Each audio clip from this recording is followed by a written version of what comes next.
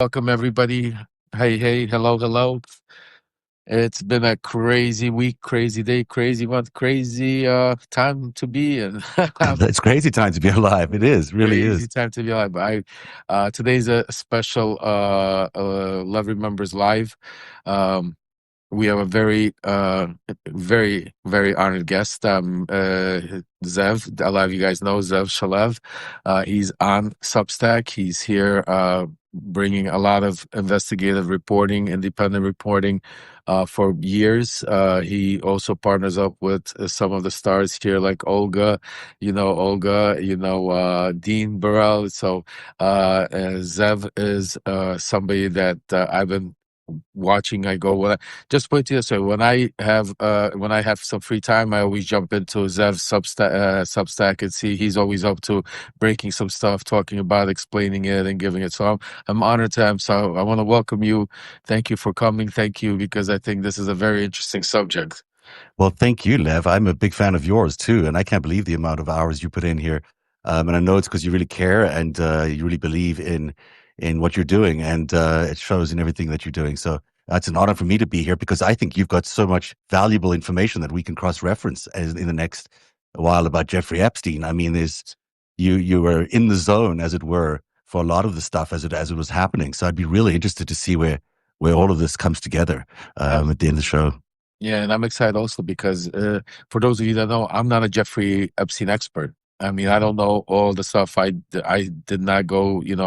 I was busy with my own case at the time when he got arrested. It was around the same time, 2019, and whenever his thing. So I was not interested. Plus, I think he's a disgusting man. But I know enough about it, and the whole thing about it is I know enough that's going on behind the scenes, and I know enough about what the people that are involved and the way what they're doing and the reasons why they're doing it. So I'm definitely excited to hear some of the information because I want to give you a quick little background of Zev when it comes to Epstein. About 6 years ago, Zev aired the first investigation into the Epstein while Epstein was still alive, folks. He broke the intelligence connections, the financial crimes, and the systematic blackmail when no one else would touch the story, because that's the whole thing. And the Epstein story is so toxic from every side, that it's like most people want to stay away. And Zev has been on it from the very beginning, before even Epstein committed suicide, killed himself. We're going to talk about it because of that. Because tonight, Zev has told me he's going to, reveal some evidence to us that's going to prove how this entire official narrative, from sex crimes to suicide, was all a big, counterintelligence operation in American history. And I am extremely curious because, a lot of people, when they hear Epstein, they right away connect it to sex crimes, child Yeah. trafficking, which is the disgusting and I think that's not even disputed by anybody now. I mean, Ghislaine Maxwell is in prison. Epstein, there's enough information for him to have gone. That's why they indicted him, and we'll get into a lot of the if because I'll tell you an interesting part for those of you who don't know. One of the a Dominican gentleman that was serving time with me in Otisville. Prior to him coming over to Otisville, he was serving time at MDC Yeah. with Epstein, Well, that's and interesting. he was actually the first one because he was on cleanup duty. He was the Hmm. first one to clean Epstein's cell after his death, and he also, I've never spoken about this, and he told me, so we're going to discuss some of these stories That's really also interesting. today. So yeah, definitely. So Zeb, let me just bring the crowd, the audience up to speed, so Mm, we know where we are right now, mm. what's happening, and why this is an extremely important story. Because a lot of people on the left, especially, they lately I've been hearing hey, enough of this. We've heard too much. Enough. This is not something important. I want to make very clear this is extremely, extremely important. Mm. Remember where I came from. I was one of the original, they say, OG Mega. I was part of, how Mega was built. I was there in Yeah. in its infinite stages and part of, putting it together. The Epstein conspiracy has been in our like bylaws, MAGA, how you want to pronounce it, bylaws Mm, for since the inception. It was always the connections to the Clintons. It was always the connections to the deep state. It was always part of the the child pornography, pedophilia, Democrat. You know, that's where QAnon came from mm, with the blood and all that. So this is not just something to us normal people. Yes, this is a story, a disgusting story, and might be more interesting because what we're going to hear from Zev today. But to MAGA, this is their lie. And right. I'm not talking, and I want to make it very clear for everybody out there. We're not talking about everybody that voted for Donald Trump, because there's a lot of people voted for different reasons. Some people voted for their personal reasons, like cryptocurrency or taxes, and didn't care about who Donald Trump is and didn't even care to find out. Others Mm, did it because they didn't like the Democrats or Kamala Harris or Joe Biden. There was a plenty of it, but there's the core base, which is the MAGA cult. And that cult, if you guys have been watching, reading my subtext, listening to Olga and Zev on what we've been reporting, that the cult hasn't been cracking. Yes, you've been seeing, like Elon Musk and others but that's not the cult. These are people that came in that are there for their own personal interests. You saw people that are started going away from because of tariffs, because of his flip-flopping on Israel and the Middle East, about the way he's been doing Russia, Israel. So there's a lot of reasons, why people have been flip-flopping Congress. But his MAGA base has never flip-flopped. They were always hardcore, and that's why I call it a cult. That's why, because to them, it's not about what's going on, it's about their leader. And this is the first time we're seeing major crack. A major crack to this point that even they right now, as we're speaking right now, there's probably 2, 3 spaces on Twitter, which is going on right now with probably thousands of people on there, all hardcore mega cultists that I've spent years of debating, arguing, screaming with, that right now are up there. And if you would listen, your hair would fall. You wouldn't believe what they're saying. I mean, they're really turning on the whole Donald Trump theory about Cash Patel, all of these people, Pam Bondi. I can't even explain to you to what degree. That's why it's extremely important, because if we're ever gonna stop Donald Trump, save our democracy, get back to where we're able to debate, vote, and have our differences, we need to right now join forces and make sure this man. And that's why I thought today, out of mm, with everything that's happening, that's why I'm honored to have Zev here, because and maybe he could give us some more light, because most people talk about sex trafficking, like I said, but there's a lot more to it. yeah. Epstein was involved with a lot of stuff, and I'm going to hand it off to you in 1 second, because I want to just Yeah. say that today also, just to confirm, because I could confirm to all of you that there's, maybe when they say list, it's the same thing when they had the what's it called, signal gate, and they Yeah. called it was a war and a Operations plan, or plan. was Yeah. it operation? But same thing here. This is technical. If there's a list, the list is information. There was Mm, videos of bribery. I mean, of blackmail. There was sexual videos. There were lists of contacts, people. So exactly, word games, Dimitri. That's what it is.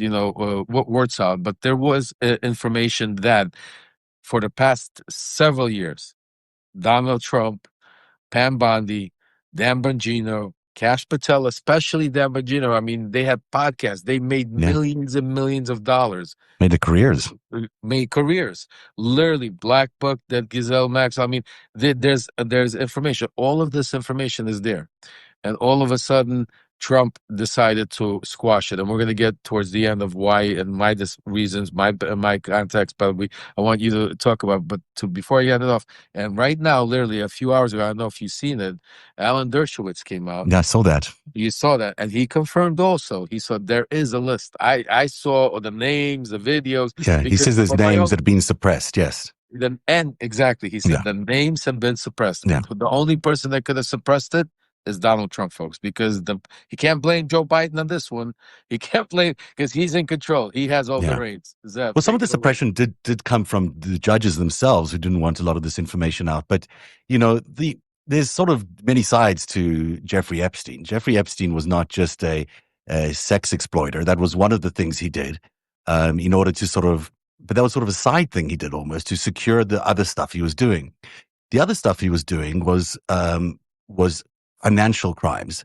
He used to call himself a bounty hunter for people, and he used to describe how for rich people, he would get money that was lost or stolen, and he was able to retrieve it. But as it turns out, a lot of what he did, like he did with Towers Financial, you remember this guy named Steve Hoffenberg. Steve was the CEO or chairman of Towers, and he hired Jeffrey Epstein as an advisor to Towers. But it was in a special kind of advisor role, because what they were trying to do is really turn this company, which had become a bit of a Ponzi scheme, and bankrupt it. They wanted to bring it down. Now, maybe that wasn't so clear to Stephen, but it certainly was what Epstein was trying to do, and then he did succeed in doing it. Ultimately, Hoffenberg went to jail for 18 years for a crime that he says Epstein actually devised and came up with. But it's that little model that has always intrigued me, that, Epstein was always in these companies where he would go in, he would collapse them, and then he would always end up getting a bit of money at the end of it. So that's one side of him, this sort of this other financial crime side of him. Then there's the espionage side of him. And this is where, 6 years ago, I stumbled onto the story by accident. I was just doing something like this on YouTube, like a two-way show, and we wanted to start a podcast. So we thought, well, let's do a series. Let's find a good topic to do a series on. And Jeffrey Epstein seemed like a good enough topic. 5 days before the series began, Epstein was arrested and landed up going to jail. So the timing was pretty good, because we had already done a lot of research. We were ready to go. About 3 or 4 weeks into this series, he was dead. And so during that time, we were the only people really reporting in depth as to what was going on. And we had sources like Hoffenberg, who was still very close to Epstein and to Epstein's team, who were telling us what was going on inside MCC, who was telling us that actually at the end there, Epstein was giving up names. He was talking to prosecutors about what he knew. And that's possibly the reason why he was killed. He was giving away a lot of the information about his espionage side. And so that was really intrigued me, because I thought, well, that's something we've got to nail. As if he was a spy, who was he spy for? And there were a lot of possibilities. Some people had said he was a CIA agent. Some people said he was MI6. Some people said it was KGB.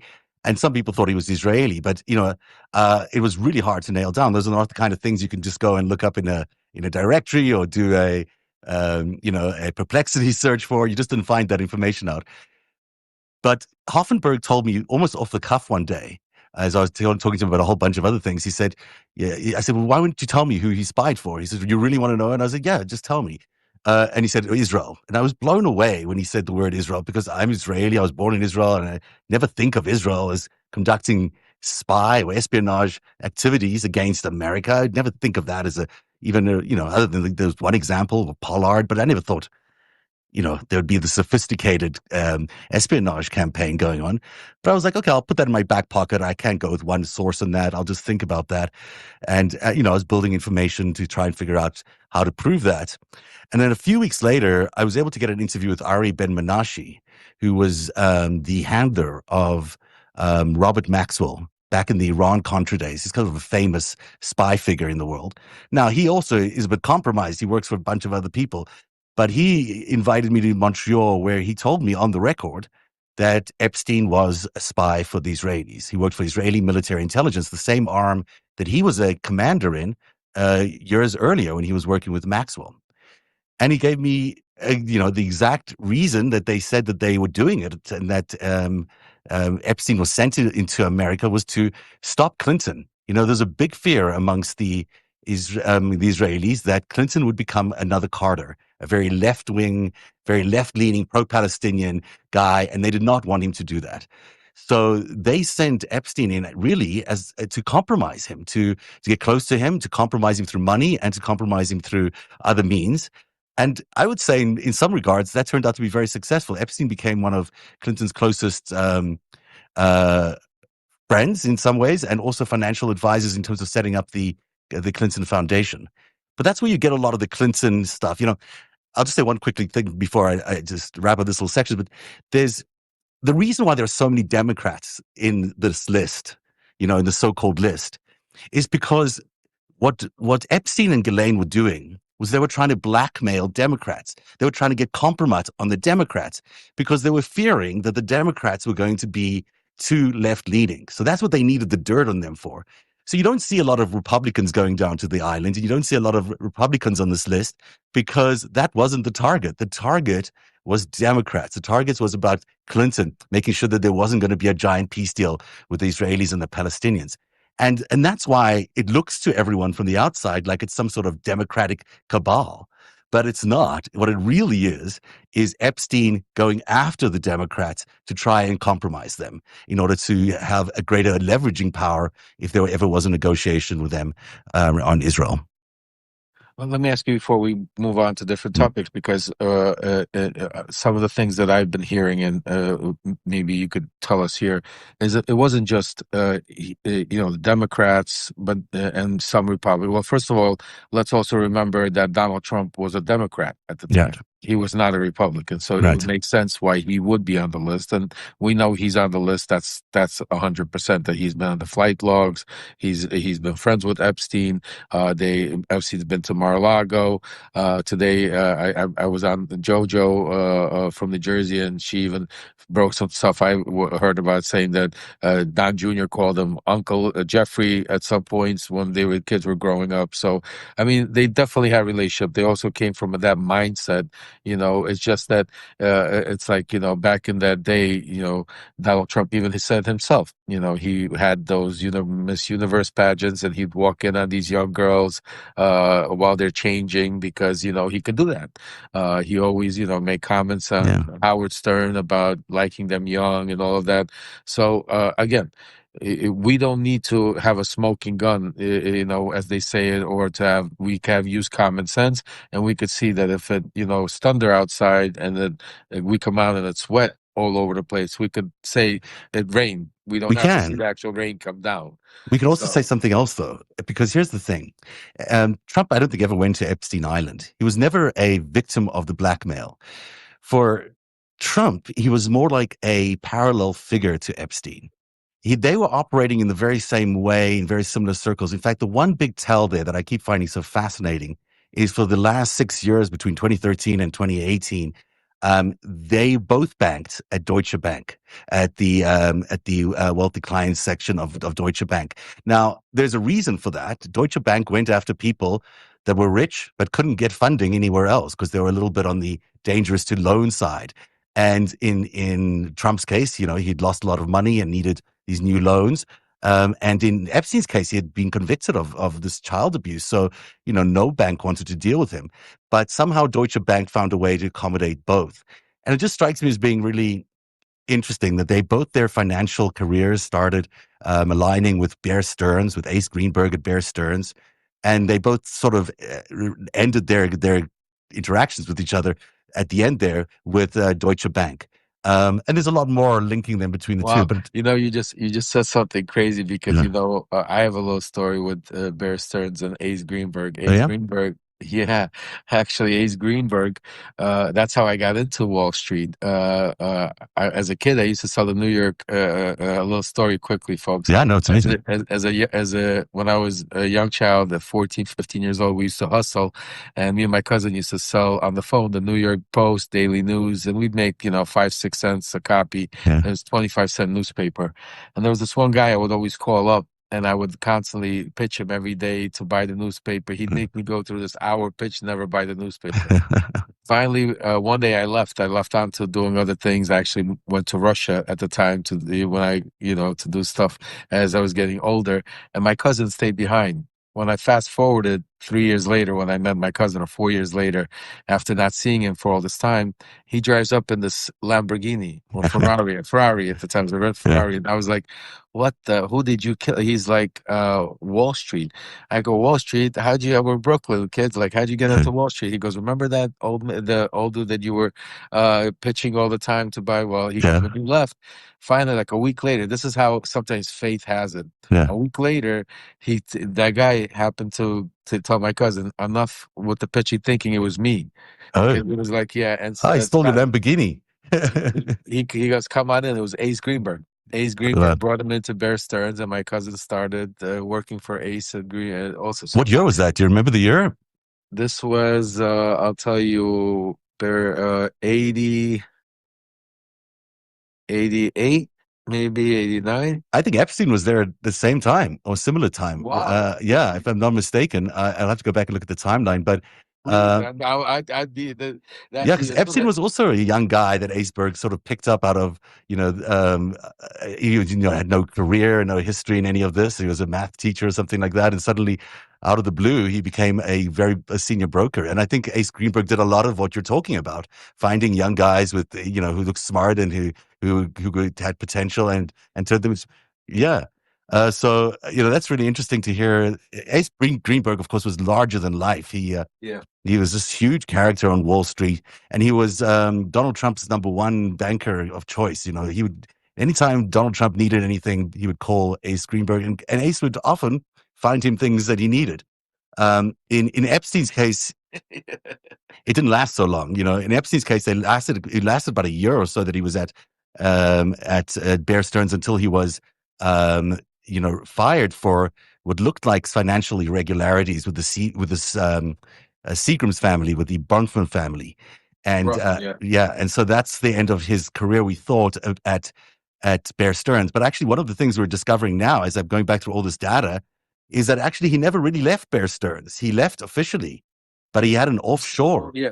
offshore with Bear Stearns called Liquid Financial, which years later actually got a bailout from the federal government. And I'll go into that in a story next week on narrative. But it is interesting that we're still finding out fresh information about Epstein because of this thing that the Department of Justice has put out, saying that, none of the stuff about Epstein is true. There's nothing to see here. All of us are going back into our files. We're looking back at our histories here and realizing that there is a lot more that still hasn't been told about these guys. And it's fascinating to be able to do that now. And it's, frankly, very destructive to the Trump administration. I'm sure this is the last thing they wanted to happen. Well, not only that, I want to read a letter right now to Yeah. you folks. This is February 27th, 2025. This letter is from then she just became Attorney General Pam Bondi, and she was writing to who just became the FBI Director Cash Patel. It's so funny. Now, these are the two people that have pushed the propaganda on the Epstein file and promised Mega that the first thing that they do is they're going to release the Yeah. file. So this is the letter she writes. This is an internal letter. This is incredible. Before you came into, you go, dear Director Patel, before you came into office, because she was confirmed before him, I requested the full and complete files related to Jeffrey Epstein. In response to this request, I received approximately 200 pages of documents which consisted primarily of flight logs and Epstein's list of contacts. So there are lists. I mean, Yeah. It's a contact list I think we've all seen, probably. yeah, I mean, we see so. And the list of victims' names and phone numbers. More lists.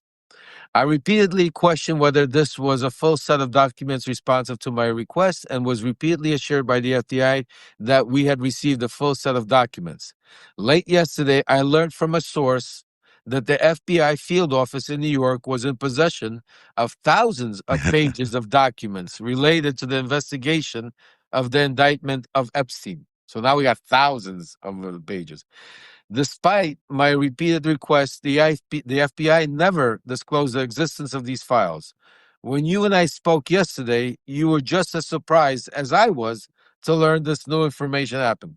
So, folks, they had this conversation and they said, okay, now after this, write this letter to me. Yeah. And she's like, to document what we're going to do or how this is going to go down or what's going to happen. This is how corrupt these people are. And this just reminds me, gives me flashbacks of when we used to be in Washington doing our Ukraine stuff.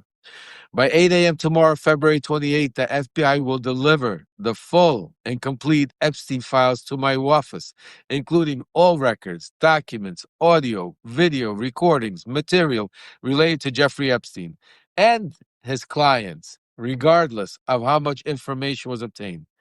There will be no withholdings or limitations to my or your access. That's interesting. that the FBI withheld the stuff. But the thing is, we're not going to find Donald Trump's name in the way everyone thinks we're going to find Donald Trump's name. There's no doubt in my mind that they did things together, and that there was that one indictment where there was a young woman or young girl involved in a horrific sexual act with both of them. But what we are going to be able to see, and because this is what we documented in the series 6 years ago, is how close Epstein and Trump were. I mean, if you look at a map between Mar-a-Lago in Palm Beach to Epstein's home, it's 1.7 miles away. It is literally a 3 to 5 minute drive between the two of them. They would spend a lot of time with each other. Every time Trump had his club open, anytime he had an event, Epstein was there. And so was Epstein's Ghislaine, and so was all these other people. And at his house, Epstein's house, always had people there as well. Some of them were young women who were giving these massages, but some of them were not. He would just be a very social guy. So these two guys were big partiers in the 90s. They were together all the time. It's not like they were just together a little bit. They were out. There's one video of them in that one party with like 28 other women in the Mar-a-Lago. But this was their lifestyle. They That was compared. Donald Trump. People forget that. People Yeah. forget that this was Donald Trump before he became uh, president, or whatever you want to. He still is a little like that, but I mean, he has a guy He's a who lot like that. who's being accused of rape so many times. And because he's been accused of rape so many times, he's probably, has done some raping, one would imagine. And the same with Epstein. I mean, these guys this was their lifestyle of choice. The only thing I'd say about Epstein, by the way, is that most people tell me he was gay. And in fact, it just adds to this whole notion of him being a spy, because it was just necessary for him to do all these things. It wasn't that he was really after these women or anything like that. In fact, in the deposition involving Trump and Epstein, not to get too personal about this, or I don't know if I could talk about this here, but he couldn't really get it up in that video, in that deposition. It was Trump who's involved the most, because.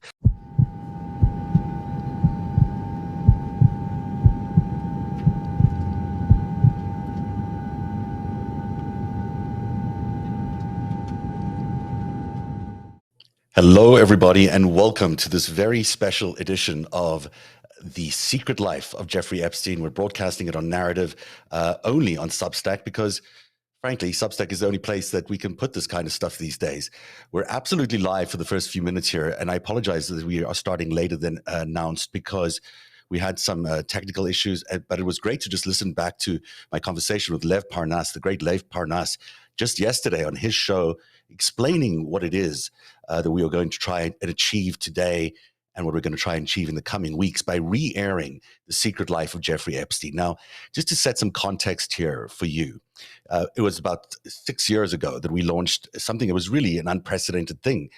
At the time, the world of Twitter was really 140 characters, and that was it. Breaking news alerts, a couple of really smart comments written by some smart people. But what we did, because of a long explanation of how we got a hold of this technology, but we were able to take this space that was reserved for 140 characters and turn it into a space for hour-long live video deep dives into the stories that mattered the most. This was, unheard of in American broadcasting before, because we had no network to tell us what we could and couldn't report on. We had no corporate filters or advertisers saying, hey, don't touch that. All our goal was to broadcast the truth on Twitter from Toronto and elsewhere, as we had many people joining us from the United States as well. And this was the birth of Narrative Live. It was the first real-time investigative news program that didn't wait months or years before investigating a story. We went after a story just as it was happening.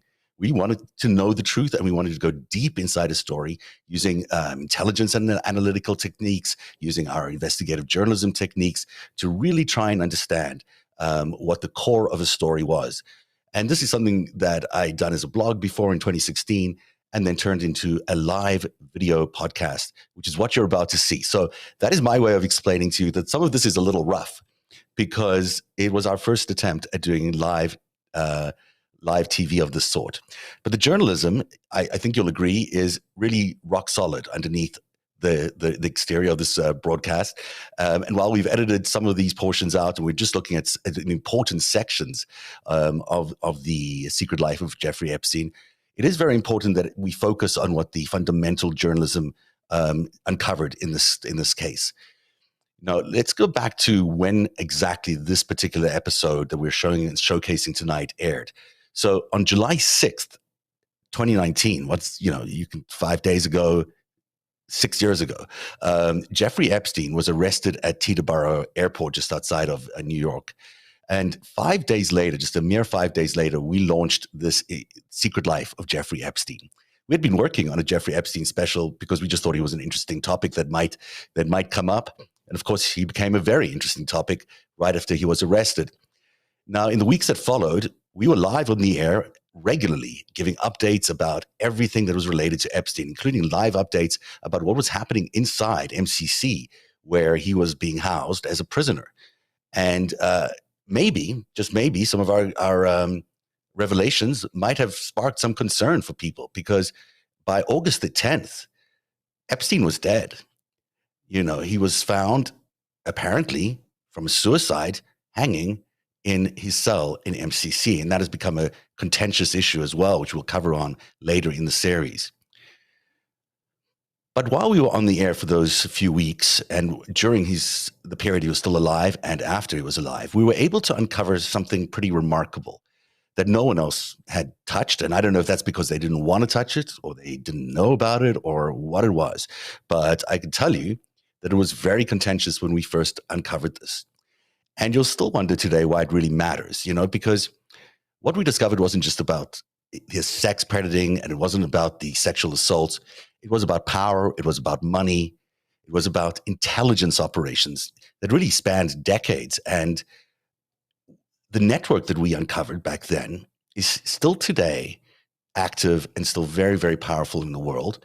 And the full truth behind who they are still remains unknown. But we can report, and I still have as much confidence today as I did 6 years ago when we first reported this, that we know that Epstein was an Israeli asset, an asset for Israeli military intelligence.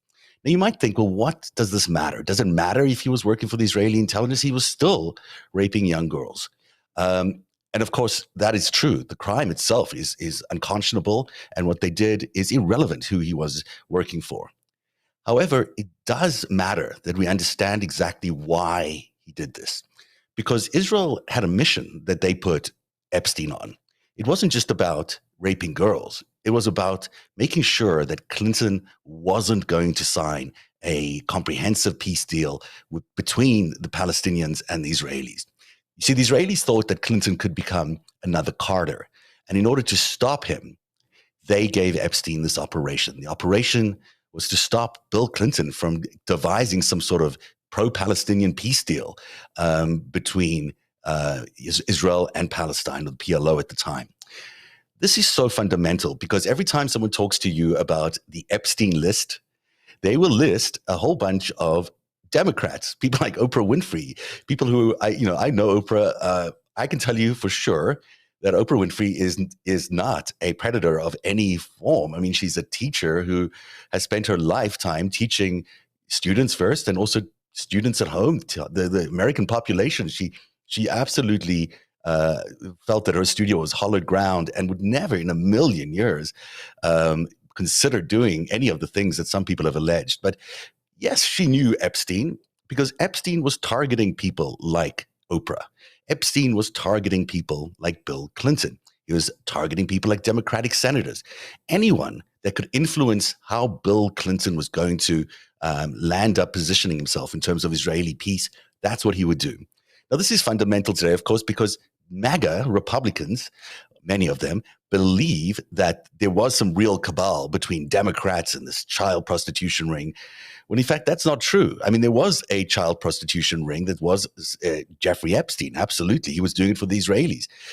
But he was trying to lure Democrats into this trap, into this web, because he was trying to compromise them. That is why there's so many names of Democrats there. I hate to break it to MAGA people. I hate to break it to Bongino, or maybe it's time to reevaluate what the context was for that list to exist. Because I'm sure they're chomping at the bit to say, hey, here's the list of Democrats. Here's the list of Democrats that we can share that were associated with Jeffrey Epstein. They were associated with this crime because they were the victims of this crime. They were the ones who are being targeted for compromise. And that's why you see so many Democrats and less Republicans showing up at the island that Jeffrey Epstein had. So keep that in mind as we watch this tonight. What we're going to do is play sections of part 1, part 2, and maybe if we have time, part 3. And I'm going to show you through this that Jeffrey Epstein was certainly an Israeli asset, and so was Ghislaine Maxwell. That's not all. I mean, her father was also an Israeli asset, or maybe even an agent. And it's with Robert Maxwell that this story begins. And so we will play back the first episode of The Secret Life of Jeffrey Epstein, and we'll begin with Robert Maxwell's body floating face down in the Atlantic Ocean. Here's part 1 of The Secret Life of Jeffrey Epstein from 6 years ago. It's 4:45 a.m. on November the 5th, 1991. That's when British media mogul Robert Maxwell's body was discovered. The police report said he was naked, stiff, and floating in the sea off the Gran Canaria Islands. He had been on board the Lady Ghislaine, named after his daughter. She's, of course, a name we've been hearing a lot about over the last few days, as we've just said. And for years, she was the lover of the accused pedophile Jeffrey Epstein, and also the recruiter of many of his victims, allegedly taking part in his sexual exploits. There's been a lot of speculation about Robert Maxwell's death. Some theories have been he committed suicide. Some were that he just died of natural causes. He was a very big man. But there are also speculations that he was murdered. Indeed. And there's a good question to ask, why would a man so wealthy have decided to kill himself? It was discovered just prior to his death, and the full details emerged right afterwards, that he had been misusing the pension funds of the good people who worked at the Daily Mirror, a large amount of money, which he was using to buoy up the price of the Mirror Group, which was a very successful media group in the United Kingdom, but at the time was not doing very well. Still, we don't think that quite accounts for a good reason for him to have committed suicide or anything like that, because his wife said there's no ways he would have. He was just not that kind of guy. But there's also other indications that there were other reasons why he might have been interested, or other people might have been interested in getting rid of him. So we have a couple of pictures of Robert Maxwell. He ran in some real serious circles. I mean, one picture we have him with Mikhail Gorbachev, one with Margaret Thatcher, and then that other picture is with the British Prime Minister, Harold Wilson. So he was hanging in some really important circles. He was indeed. There's also an enormous amount of speculation, not so much about whether he was a spy. I think everyone sort of acknowledges the guy was a spy. There is some speculation about which agency he was spying for. Certainly the front runner amongst them is the Israeli Mossad, but he was also allegedly an informant for the KGB and even possibly the MI5. Now, it is true, as we found out in recent weeks and years here in our own United States case, that you can be a spy for a number of countries at the same time. In fact, that's how the intelligence agencies often do their business. They get to exchange secrets and information that way. They get to do deals. They get to make sure that counterintelligence is actually countering, and otherwise they also do the real intelligence work that they do. The question is now, did any of those agencies have a reason to kill Robert Maxwell, the great media publisher from the United Kingdom? And that answer gets a little bit easier to answer once you take a look at a couple of really well-sourced books that have been out there. What also is interesting, Zev, is that there was no official investigation into his death. The British Prime Minister at the time, he chose not to investigate. This happened off Spain's coast, and he felt that the Spaniards might not welcome the foreign interference. So we really don't know officially what happened to him. They are ruled by Spain, but they're a delightful place to go on vacation, not a delightful place for Robert Maxwell to go on vacation, because that's where he met his match. It is interesting that John Major, at the end of the day, decided not to send anyone to investigate. So this great media tycoon dies. No one really knows how. The Spaniards weren't that interested in the investigation either. And that leads again to the speculation that maybe the Mossad was involved in his death. Now, in his book, Israel's super spy, Gordon Thompson, or Thomas, I should say, says there's ample reason to believe that Mossad killed Maxwell. And that's because even though Maxwell was born in Czechoslovakia and spent most of his time in the UK. Because of the Nazi occupation of the Czechoslovakia, he was a big supporter of Israel. He spent a lot of time there. He felt like that was his home. He gave generously to Israeli businesses and also gave Mossad some of its biggest secrets over the years. He was in fact involved in not just one, but three of the biggest Mossad scandals that touched us here in the United States. The Pollard affair, which you might remember, involved a lot of secrets and an Israeli spy in America. There's also the Promise affair, which was the theft of a very interesting software, which might be a precursor to what we know today as the National Security Agency that spies on everybody. And also the Mordechai Vanunu scandal, which is the scandal that revealed who the person was who revealed that the Israelis had developed nuclear weapons. He was also abducted, not killed, but abducted, I think, off a boat and disappeared for 18 years. Another interesting side note, Zev, there's a senator who is real close to Robert Maxwell, and he was from Texas. His name was John Towers.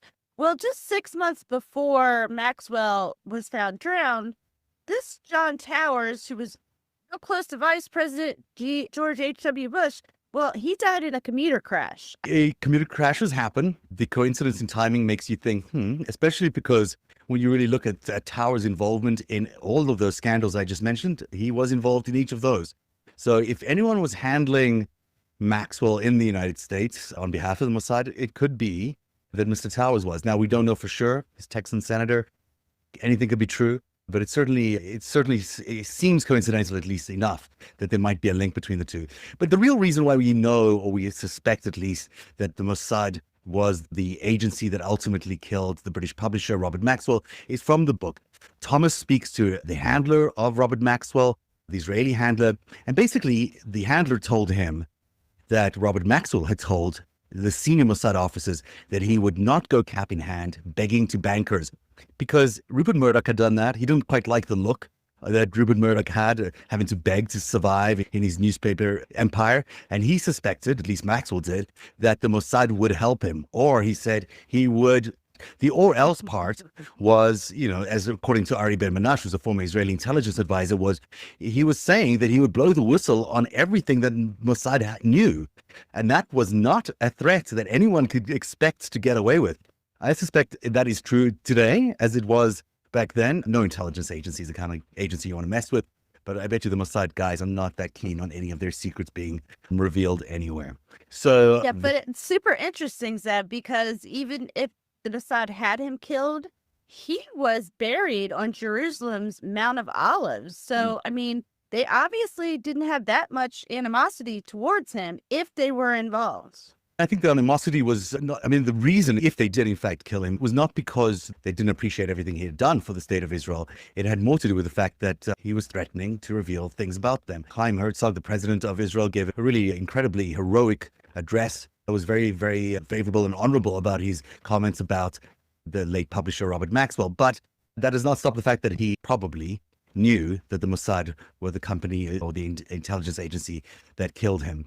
So can I just point out something? We're going to get another slide up here that I think is going to blow people's mind. All right. Little did we know when we did our research that 1989, 2 years prior to his death, guess who was on his yacht with him, Zev? I guess, because I know, it's Donald J. Trump, a very young Donald J. Trump. At the time, he was a guest on board Maxwell's Ghislaine. That's the name of the yacht and also the name of Maxwell's daughter. In fact, so was Mr. John Tower, the senator we were just talking about, and other great dignitaries, as you can see there. So it was a fun place to hang out. And there's an interesting note in this, I guess, because it appears that Donald Trump may have leaked this report to the newspaper, the St. Louis Dispatch-Post, because in it he says that the two men, Maxwell and himself, compared their yacht size. And guess whose yacht came out bigger? So this was 89 that Trump was on the boat with Maxwell, and that was 2 years before he died, and he had obviously met Ghislaine in the 80s. Well, guess what else was happening in the 80s? What would you do differently, Donald? I'd make our allies, forgetting about the enemies you can't talk to so easily. I'd make our allies pay their fair share. We're a debtor nation. Something's going to happen over the next number of years with this country, because you can't keep going on losing $200 billion, and yet we let Japan come in and dump everything right into our markets and everything. It's not free trade. If you ever go to Japan right now and try to sell something, forget about it, Albert. Just forget about it. It's almost impossible. They come over here, they sell their cars, their VCRs, they knock the hell out of our companies. And hey, I have tremendous respect for the Japanese people. I mean, you can respect somebody that's beating the hell out of you, but they are beating the hell out of this country. Kuwait, they live like kings. The poorest person in Kuwait, they live like kings. And yet they're not paying. We make it possible for them to sell their oil. Why aren't they paying us 25% of what they're making? It's a joke. This sounds like political presidential talk to me. And I know people have talked to you about whether or not you want to run. Would you ever? Probably not. He also Well, isn't that a pity he answered that way? Some people are asking on the chat here if the sound is sped up. Well, there is some sort of AI editing going on in there where they're removing a lot of the gaps, and that's what's making it sound quite fast. But the rest of it is how it was, 6 years ago. Boy, does this job age you or what? Let me fast forward into this episode a little bit here, because it does go on a bit about all these different aspects, and we'll post the full episode as well. But the next section here is really about what happened when Ghislaine Maxwell moved to the United States, moved to New York to reunite. At that point, we know now it was a reunion, but originally we were told this is the first time they met, that Jeffrey Epstein and Ghislaine Maxwell met in New York City, and they had this blooming love affair, which never really materialized into a marriage, but they landed up being best of friends, where she was in charge of every aspect of his life in many ways, especially at the mansion, and where he was running operations. And I'm going to play you a short clip of this section. It leads into a very unique place, because what we're trying to show you throughout all of this is that all of it is really explainable through a intelligence operation. But it's not just Israel. It involves other countries as well, and we'll reveal how all that fits together as we continue to show you The Secret Life of Jeffrey Epstein Part 1. If you have any questions, I'll take them on the chat. So please feel free to ask any questions, and we will, what is this? He lost a massive inheritance. It's interesting. Did he lose the massive inheritance? And thank you for calling me an utter idiot. Is that me? Is that someone else? Someone else is calling someone is an utter idiot. Here's the thing about Maxwell. There's 450 or there's hundreds of millions of dollars or many millions of dollars that he stole from the pension fund at the Mirror. The truth of it is, we don't know where that money went. Yes, some people say it was paid off the Iran-Contra tab that he had running with the Israelis. But there is very, very interesting, informed speculation that Jeffrey Epstein, who was a bit of a financial wizard, was already involved with Robert Maxwell in trying to sort out the financial mess that Robert Maxwell had found himself in. And I can report to you something that I've never repeated this out, because it just never seemed to make that much of a difference. But now when I think back on the story, someone in one of my key sources, I'll tell you who it was, Steve Hoffenberg, it doesn't matter now. Steve Hoffenberg told me that Jeffrey Epstein was either there that morning on the yacht or in conversations that morning with Robert Maxwell in order to set up meetings with bankers in order to solve the Mirror crisis that they'd been found themselves in. That's an important piece of detail. The fact that Epstein was around Robert Maxwell's death had been previously reported, and I previously reported that he was a person of interest. But the fact that he was a person of interest because he was trying to help Epstein sort out his financial mess, that does take the whole thing into another level, especially when we find out later on in the show that Epstein and Ghislaine Maxwell were also working for Israeli military intelligence. So here then is part 2. After his death, the newspaper was down, it's still operating today, but it was bankrupt and went into one of its many legendary refinancings.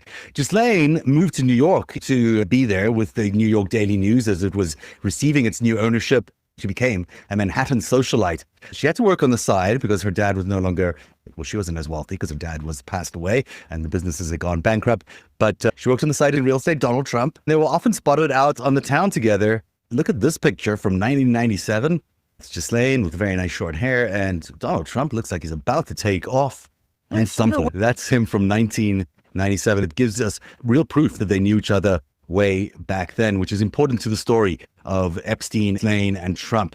She started dating him in 1992. And the earliest photo we could find of his and her was 1995, already beautiful women on both their arms. It became really interesting because He was very wealthy. He was reputed to be a financier. He had apparently billions of dollars worth of clients. He was born in Coney Island, the son of a parks and recreation worker. Somehow he lived the most lavish lifestyle in the world. He had a unique story to tell one of his ex-girlfriends, and I think that it's worth pointing out. He said that he made his millions as a bounty hunter recovering stolen money for a government. Which government? What is a bounty hunter for a government? Really, it doesn't necessarily exist. Later on, he would say he was a financier. We do know this. We do know that he, like Maxwell, was a big fan of Israel. He had two interests that he donated to, science and Israel. Israel was always the first among them. We know that he was close to Israel as well. Ehud Barak, the former prime minister of Israel, was in that contact book found later on with all these incredible names. Bill Clinton's name, Donald Trump's name, Ivanka, there's a bunch of names. We've been through it and it's quite an interesting list. But among those names, Israeli Prime Minister Ehud Barak, and even this week, Bibi Netanyahu was ribbing his predecessor about being included in that book when it was first released earlier this week. For our timeline, late 80s, early 90s, these guys, they're all friends. They all know each other, and they're in South Florida. Let's go there, Zev. These pictures look Rolls Royces, stubble. Remember they used to have the Miami Vice razor that wouldn't give you a real stubble? Miami looked very different back then. Certainly not as built up as it was today, but the lifestyle, boy, oh boy, it has not changed. It was sex, parties, rock and roll, and a lot of, well, that made Miami Vice a huge hit on television and also an aspirant lifestyle for many, many, many people. Which leads us to just up the road from Miami. We're going to take you to Palm Beach. This is where these guys met. Donald Trump, we do know that they hung out a lot in this period of time. They partied together both in New York City and in Palm Beach. They had houses close to each other in New York and Palm Beach. But this was the era of cocaine. This was the era of sex. They were fully into it. How close were they? Take a look at this. This is super close. I did this map today. I was curious. How far is Mar-a-Lago from Jeffrey Epstein's mansion? Guys, look at this. It's less than 2 miles. You could walk there. They're so close. You literally could. According to that map, it says just 27 minutes. But if you had a car, it's just 5 minutes, and they all have beautiful cars there. The other thing to focus on in this picture is the house. This is the Miami house, the Palm Beach house of Epstein. Look at the size of it. It is enormous. It's facing the bay, which is assumed to be more private than the beach side. Even if it weren't so private, look at the bottom picture circled in red. You cannot see it beyond the walls, beyond those trees, that pool, that spectacular long pool in the front. If you look at the front picture, you're also not really able to see what's going on inside the house. Palm Beach is tiny. It's just full of very, very wealthy people who can get away with a lot because they run that town. This is one of the houses where a lot of crime happened and a lot of things that we're still going to discover as to what kind of the nature and the complexity and cruelty that went on in that Palm Beach home. And of course, it was not far away from where the president calls the Winter White House, Mar-a-Lago. So this could become a very intense crime scene. It's going to be covered in a very dramatic way. Everything that has happened in Palm Beach in the last 50 years is going to be looked at in a very different way. There are people who have been in power in Palm Beach for 30, 40 years who oversaw a lot of things, who allowed a lot of things to happen. He loves going down there because he runs the town. I'm talking about Trump. He hasn't spoken to Epstein in many years, and we take that at face value. But Epstein also has a long history there that's really interesting. I guess. In fact, I want to point out an article that came up just a few days ago, Zev. It just shows the closeness of that relationship and the serious partying that was going on between these two men. In 1992, Trump wanted to have what he called a VIP party at his Mar-a-Lago. And he wanted this guy that he knew. He said, send me in as many bikini-clad women as you can. We're going to have a calendar contest. Well, it turns out that the only two VIPs that were going to be part of this 1992 party were Epstein and Trump. And 28 young women. It breaks your heart. We don't know the ages of the women, but you kind of know what happened there. And it certainly was not that the women had a lot of power in that situation. 28 girls in a really awkward and awful situation, probably, that they were placed in. The pictures that you're looking at, it looked like Jeffrey Epstein did not sleep between 1997 and 2000. He didn't have a stylist because he wore the same clothes. But you can see that there are these two pictures taken at very different times. That's Ghislaine there on the very right, and Melania before she was the first lady alongside Donald Trump in a very different time. But still, with all of this, there's one burning question. Where did Epstein get the money to live this lavish lifestyle? I want to know the answer to this question because this was expensive. We'd later discover he had an island. It's not maybe the biggest island in the world, but it's not cheap. He had millions and millions, if not $1 billion worth of assets in different places. How did he get it? This was the son of a Parks and Recs guy from Coney Island. It came to him from this man, who is recognizable to New Yorkers because he was about to be the owner, or maybe was the owner of the New York Post. This is a picture taken outside of the Trump Towers because that's where he had his offices. We're talking about Stephen Hoffenberg. He was Epstein's mentor for a long period of time. He's also the source of Epstein's cash flow. And this is a bit of a timeline that requires a little bit of explanation. So let's go back to 1993. We had that 28-girl calendar party happening at Mar-a-Lago. In 1993, this guy, Stephen Hoffenberg, leased an office in Trump Tower. In fact, he was on the 15th floor. And I think, Sev, you've said that Trump's office was on the 18th floor. Trump is on the 18th. Everyone thinks he'd be on a higher floor, but no, he wants to rent that out to make more money. So the 18th floor is the floor where it all happened in Trump Tower. A-Rock was on the 16th. Stephen Hoffenberg was the mentor of Jeffrey Epstein. But I believe he hired him in 1987, and they worked together until 1993, around that same time that he leased the office space from Donald Trump. In 1993, he started being investigated. You want to tell him why? The SEC took a deep interest into what they were doing because they were basically involved in large-scale fraud. It was real estate fraud, financial fraud, and securities fraud. It involved a lot of people's money, a lot of people's hard-earned money that was building into a Ponzi scheme. Before Bernie Madoff, these guys were the Ponzi kings. They were the first people to really try, it's such a daring and incredible crime that ultimately $450 million of it went missing, at least. Today, it's valued probably at $1 billion. If you want to know where Epstein got his cash, a good place to look is right here. Towers Financial, $450 million went missing. For a while, they played the stock prices of all these companies, attempting to buy Pan Am at one point. They were ballsy, to say the least. Insider trading going on, you name it, committing a fraud. Hoffenberg landed up going to jail for 18 years. When he came out, appears much more repentant. I spoke to him at length today on the phone, and he has an interesting story to tell.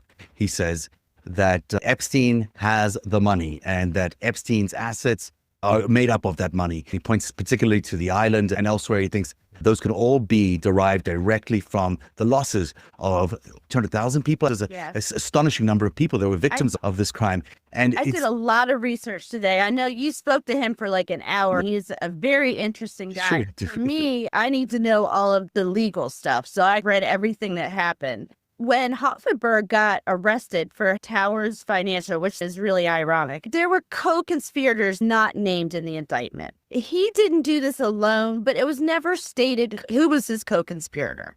He didn't tell. He never told. Which is interesting, especially because Epstein actually took a plea deal to tell on Hoffenberg. Why wouldn't he turn around and say, well, Epstein did it too? But he didn't do that. He chose to go to jail. He was in jail for 18 years. In May of 2016, events changed. Hoffenberg decided to file a civil lawsuit against Jeffrey Epstein because he's saying that Jeffrey was actually the mastermind and that they were co-conspirators in this Ponzi scheme. And all of this money that Jeffrey Epstein took from the Ponzi scheme in 1995, he set up his in the Virgin Islands. Jeffrey, it is alleged, was taking the proceeds from this Ponzi scheme and moving it offshore into this bank account, one of 3 bank accounts that are mentioned. And it's important to note that we've done some work on this. The people in charge of those offshore bank accounts also connect back to the Trump world. Maybe this is just a small group of very rich people who show up everywhere, or maybe there's some other connections that we need to look at in terms of how this money landed up arriving at the British Virgin Islands and who is the actual holder of the ownership there. This was also a really difficult time for Trump during the 90s. And we did a little timeline here to show you. In 91, Trump's Taj Mahal goes bankrupt. In 92, the Plaza Hotel goes bankrupt. He's not bankrupt at that time, but he's his companies really are. He's basically a figurehead of these companies while they try to reconstitute themselves. And then lo and behold, it's 1996. He's flush with cash. He buys Miss Universe, he buys Miss USA, and he returns to the Forbes 400 list with an estimated value of $450 million. Now, let's play a game of coincidence. On the left, Donald Trump. On the right, Epstein. I'll be Donald Trump. Did Donald Trump use Deutsche Bank in any way to get out of bankruptcy? Yes, indeed, he did. He used the real estate division to get out of bankruptcy and to fund his large empire when no one else was willing to fund it. That's funny because it turns out that Epstein using Deutsche Bank as well, their private banking division, up until May 2019. Wow, isn't that interesting? They both like Deutsche Bank. And Deutsche Bank implicated in yet another scandal today involving all sorts of money laundering, maybe unrelated, could be related as well. Then there's the current Attorney General, Bill Barr. We've come to know him as a big, loyal fan of the president's in the way he's been handling the Mueller investigation. You know what? He's also... Bill Barr's father was a fan of, guess who? Jeffrey Epstein. He got him a teaching job at a prestigious school.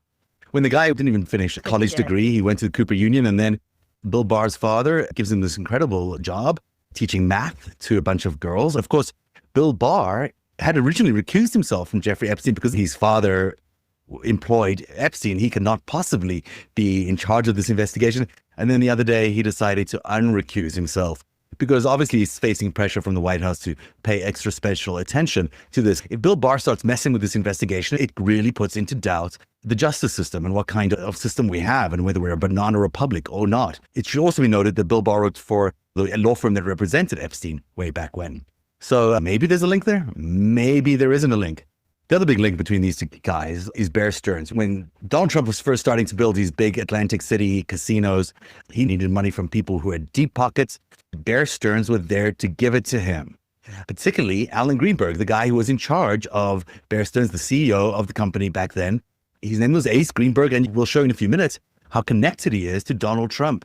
I mean, you couldn't make this stuff up. It's so crazy. Bill Barr's dad gave Epstein this job teaching, which he left in 1981. Why? Because he met through one of his students, Ace Greenberg. No. He went for Bear Stearns. And got a very senior job at Bear Stearns for a guy who hadn't finished a college degree and whose current experience had only been teaching math to boys and girls at a high-end school. You want some backup of this? We turn a lot to our friend Lincoln's Bible. Well, let's stop there because there's a lot of stuff that keeps going on there. But I apologize for that taping. Really does sound sped up, and there must be a reason for that. And it's probably because I don't know how to edit that well. But I just want to point out some things. After Epstein left Bear Stearns, and it's hard to see it on this graphic, for me at least, but maybe you can see it more clearly. I did a chart just the other day trying to figure out exactly whether Epstein used this collapsing of companies thing, causing the crash of a company, because we know he did it with Towers Financial. I was curious to see if he had done it to any other companies that he was associated with. And, it turns out that he was fired from Bear Stearns for stealing or, misappropriating $450 million on behalf of the Bronfman family. Then, in a later episode, and we'll get to this episode because we'll play it back for you in the next few weeks, but it also turns out that he was involved in the collapse of Drexel Burnham. He worked for Milken at Drexel Burnham, and that was an interesting collapse where $400 million also went missing. You'll see this consistency of this number, 400, 450, in a lot of places.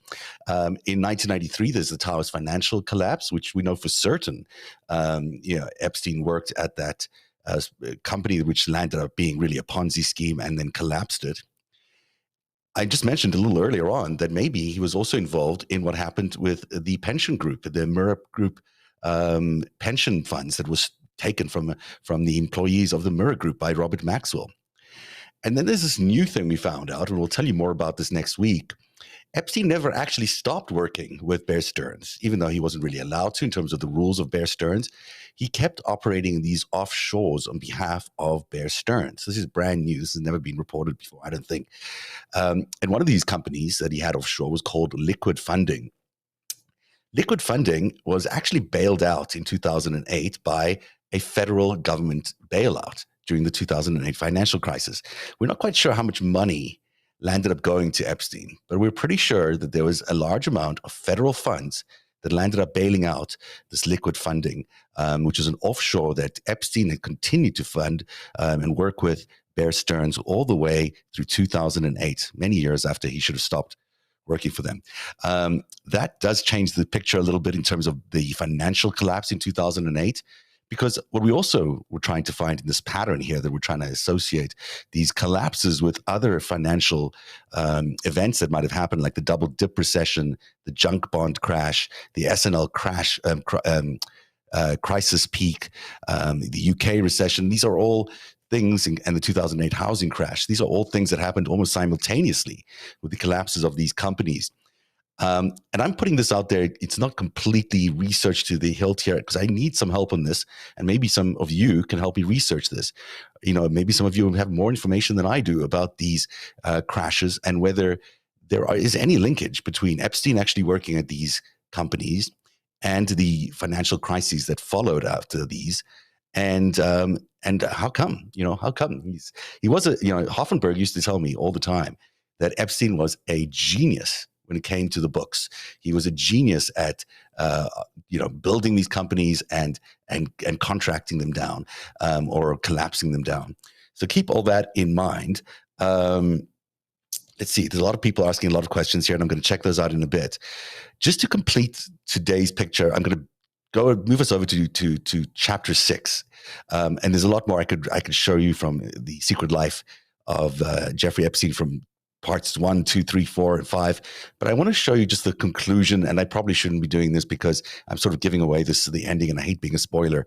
But it is important, because the fact that Epstein was an Israeli spy, the fact that he was working on behalf of Israel, may seem irrelevant to most people, but it's not, because, again, it frames why there are so many Democrats supposedly associated with this pedo ring. They were not actually associated with the pedo ring in the way MAGA would like to believe. And, I'm sure it's upsetting to MAGA that this is the case. They were also basically conned by whoever it was that came up with QAnon and Pizzagate and all that. It was a lie. There is no pedo ring involving Hillary Clinton. There was a pedo ring, but it involved Jeffrey Epstein, who was trying to entrap people. He was trying to entrap Democrats so they wouldn't give in to the pressures of the left to have this peace deal between Israel and the PLO. This is so important, because now you understand what it is that has put all these Democratic names inside that supposed client list. It's not because they are doing any of the things that you may think that they were doing. They were just targets of an intelligence operation. And as someone who's been a target of an intelligence operation, sometimes, it just comes at you, and there's not very much you can do. And so these people who've been associated, you really can't say at all that they were pedophiles, and nor should you be saying it, because it just is not likely true in almost every single case. So I just want everyone to understand that's why I'm stressing the Israeli connection. It's not because I'm trying to expose something secret about Israel. I'm not trying to revive an old story. I'm trying to explain the context for the current story. MAGA believes that if these files come out, if Pam Bondi and Kash Patel release these files, they will discover this Democratic dark pedophile ring, and that Donald Trump would have completed his mission to save all the children. It's not happening. It's not happening. This is not what happened. Instead, what they're likely to find out from those files, if they're accurate, is that Israel was targeting Democrats for compromise so they could basically steer policy in the United States in Israel's favor. You might think that's reprehensible. You might really, not like Israel for any of these things, and you may be very right. But this was them looking after their national interest at the time. To do that to an ally is horrific, but it wasn't the only time they did it to an ally. They did it with Pollard. There's a lot of Israeli spies actually that litter the history of espionage between the United States and Israel. You can argue that up and down for many, many hours, but the truth of it is, in this case, the thing that matters operationally, why we need to understand what Epstein was doing for the Israelis, is that he was targeting Democrats, not collaborating with them on this pedophile ring. So I'm going to play you what is now this has never been played out in this way. I've remastered the original conversation I had with Ari Ben Menashe.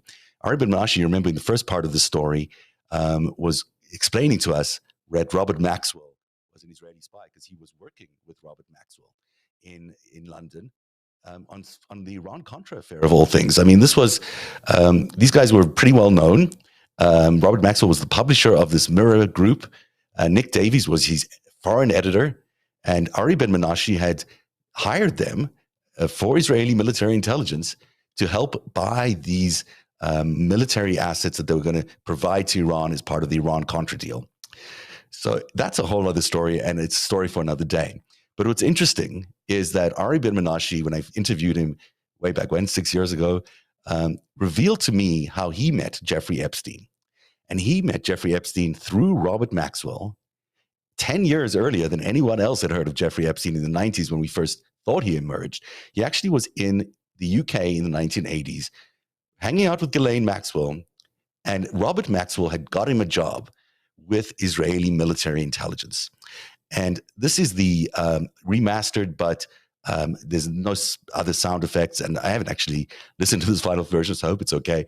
But you're going to hear 5 minutes of me and Ari Ben Menashe explaining what happened and how he got to meet Jeffrey Epstein and the circumstances that he got to meet Jeffrey Epstein.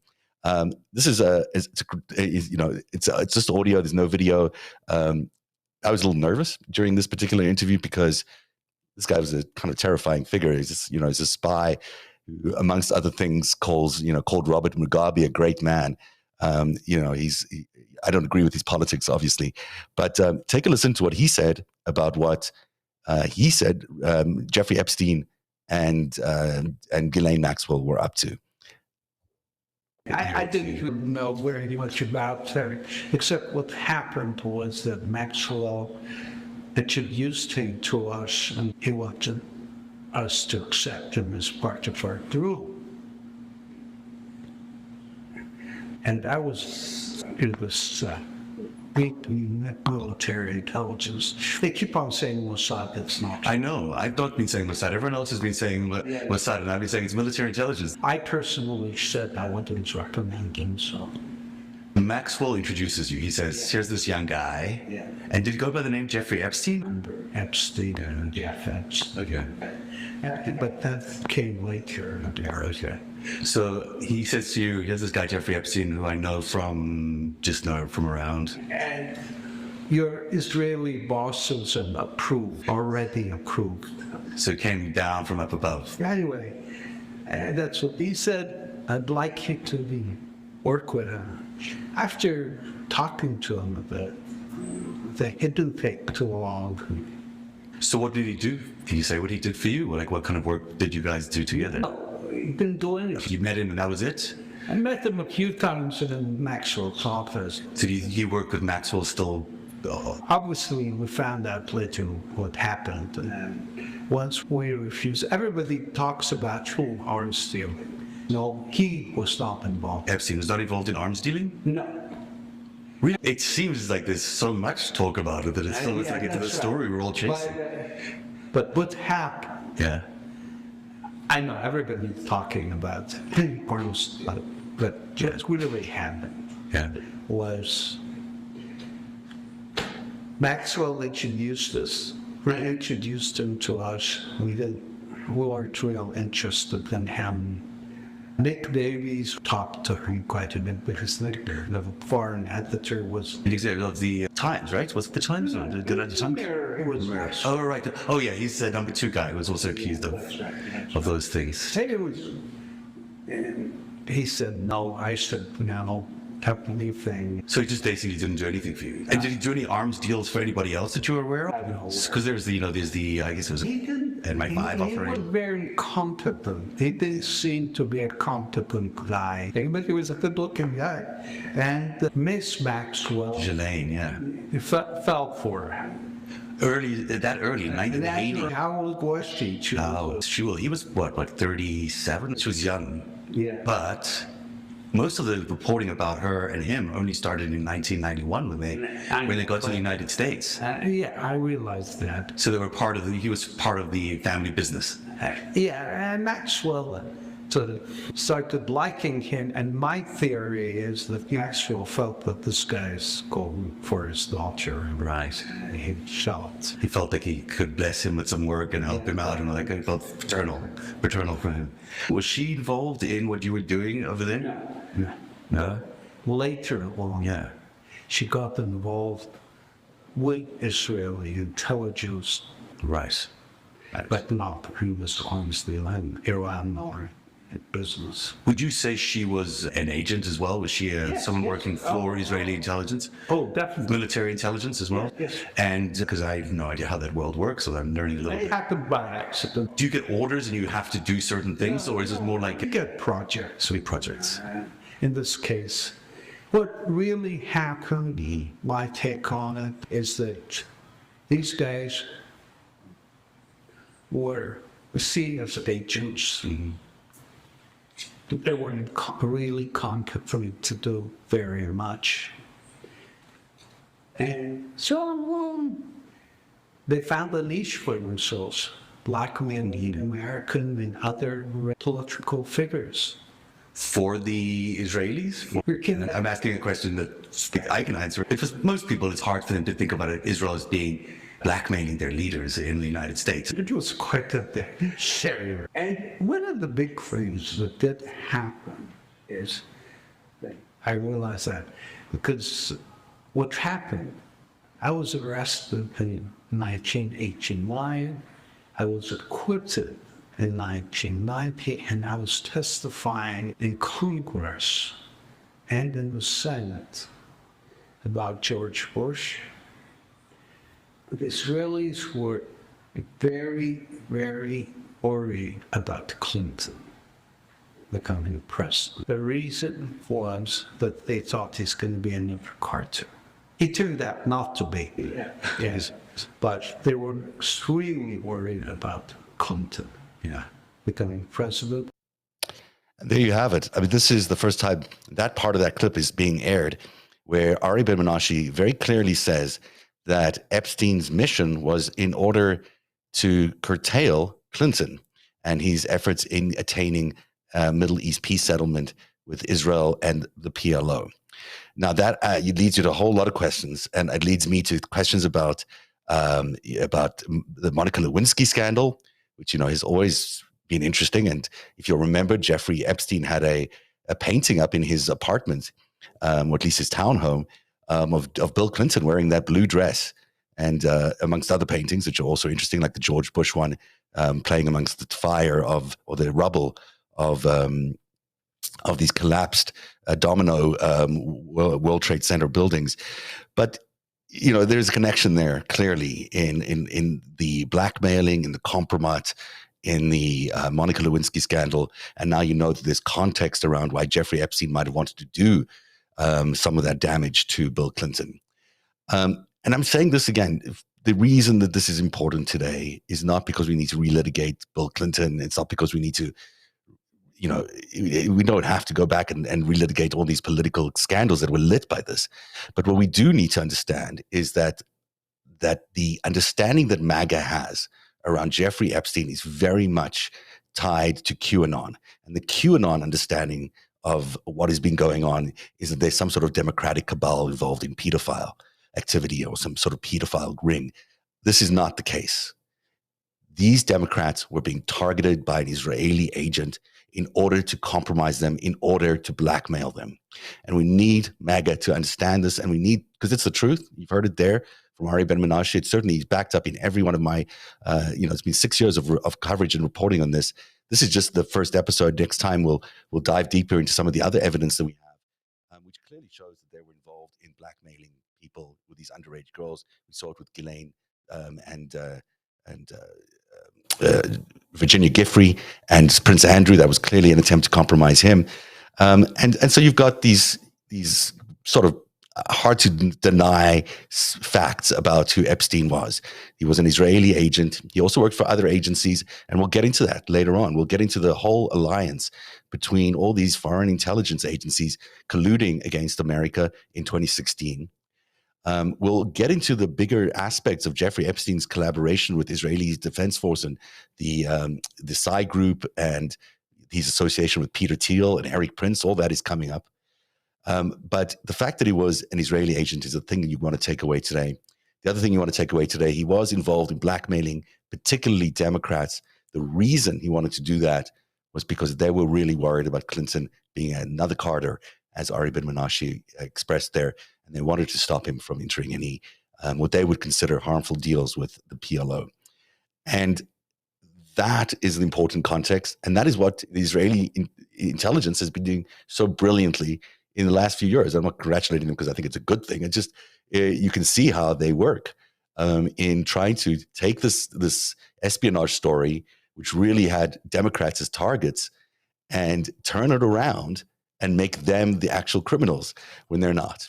And that's the sophisticated level of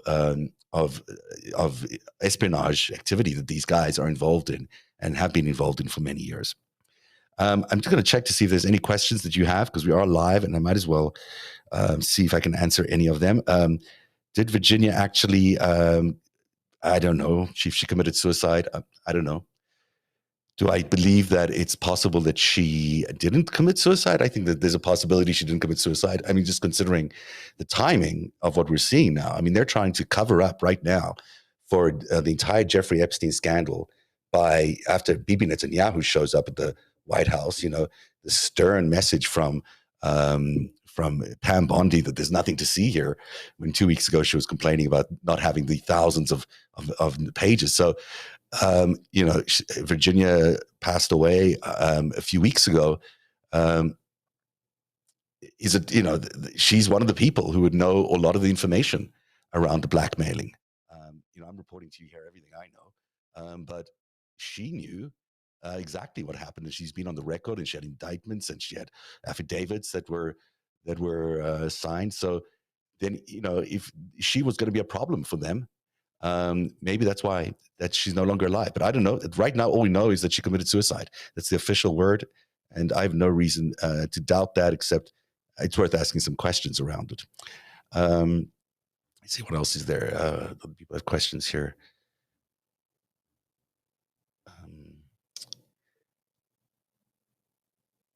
If Zev puts out a video, you can restack it. Yes, that's true. Monica had a huge crush on Bill. She didn't need anyone. Maybe she had a huge crush on Bill, but also, Virginia Giffey did not mind so much the tension she got with Prince Andrew either. I'm not saying, these were very well crafted intelligence operations. It was not. It was designed to appear as real to Virginia and to anybody else as possible, and certainly to the people that they were trying to compromise. Virginia said that in her affidavit that she believed Epstein was trying to blackmail his friends, was trying to get dirt on his friends, and I think that's true, and she knew that back then. But she also got to meet a prince. It's not out of the those two things can coexist at the same time. Linda Tripp was a GOP double agent. Yeah, for sure. I mean, there's no doubt that Linda Tripp is an interesting character that's worthy of reconsidering, another deep dive into, because she's so interesting. It's a sick and twisted world, and we, the public, are just pawns. There is no doubt that these operations have so damaged democracy, and at some point, every country has to ask itself, how much leeway do you give your friends? How much leeway do you give your allies to do these things when they are so damaging to the belief in truth, the belief in the American principles of freedom, and the fact that so much has happened on the back of this QAnon theory, that you could argue that Donald Trump was really elected on the back of that thing. And so it's not just interference in our elections. It's such deep interference in our elections, and such deep interference in the truth that it boggles the mind. This makes so much sense. I think it does. I hope it makes sense to everybody at home. And I hope everyone can just share this information, share this new understanding that the reason why there are so many Democrats involved in that list, or so-called list, it's because they were targeted. And maybe the FBI director and his deputy should take a look at that too. I don't see any other pressing questions here, although there's very nice comments from everyone. Thank you so much. I really, it's amazing to have all this great feedback. As you are all amazing here on Substack. I only doing this on Substack. I've never done that before because the community on Substack is so smart, so dedicated. I really think that there is just a phenomenal community here, and the support from you guys has been so overwhelming. It's allowed me to actually do this work without worrying about whether I can ultimately eat food or pay the rent. So I'm super thankful to all of you for your support, and all the other great people who have supported this. Lev Parnas yesterday for helping me with a full hour on his Substack. He's a terrific guy, and to get some of this news out to different people is so important. Dean Blundell, Olga Lautman, who are so important to the work we do here. I really want to thank everybody for supporting all of us. It's so important that independent media has a voice and has a place in America right now, because this mainstream media ain't reporting any of this. You're not seeing this in the mainstream media, and I can tell you for certain you won't see the story, on the mainstream media for various reasons. So thank you very much for being here. It's a late night, and I just wanted to get as much to you as possible so you could form your arguments or form your conversations with people. As if these Democratic names come up, at least you'll now know why there's so many names there that are Democratic names, and why it makes so much sense that they really were just the targets of a blackmail operation. Thank you very much for being here. It's 10:30 on the East Coast. We'll do another one of these next week. I'm not quite sure when, but there is part 2, 3, 4, and 5, which are just as interesting, because the details around the business operations, the financial crimes that Epstein and Ghislaine did, the sex crimes are a small piece of what they did. The financial crimes are massive, and we went through some of them now, but you won't believe the other details that we've uncovered. So, and this is 6 years old. No one's really picked up on this reporting for 6 years, which is also kind of stunning. And it's kind of fun just to look back and see me and Tracy. That's Tracy McElroy, someone was asking, who was there in those first initial episodes. And Tracy, I haven't seen or heard from in many years, but I hope she's doing well.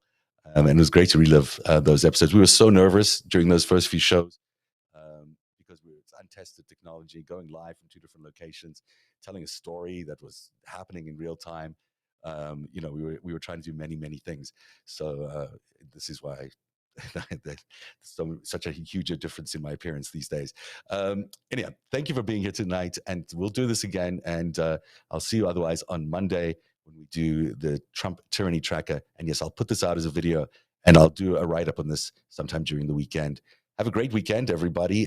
Stay safe and have a good time. It's still summer and it's still lovely. And we shall see you again on Monday right here on Substack.